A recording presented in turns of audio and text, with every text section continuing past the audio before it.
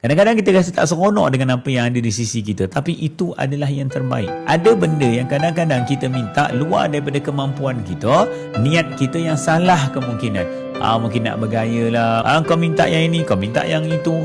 Benda tu tak sepatutnya ada di sisi engkau. Bahkan kalau kau minta sesuatu yang bukan hak engkau, dia akan menjadi sesuatu yang akan menyakitkan. Baiknya Allah Subhanahu Wa Taala, dia tidak memenuhi apa yang kita minta, tapi dia memenuhi apa yang kita perlukan.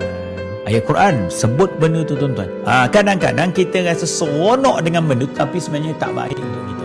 Ada kadang-kadang tuan-tuan tak seronok dengan benda tu, tapi sebenarnya baik untuk kita.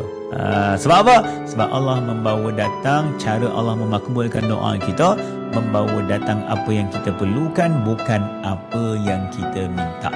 Habis Ustaz, tak payahlah saya minta apa-apa. Minta, kena minta. Itu usaha kita untuk memohon cahaya doa daripada Allah Subhanahu Wa Taala.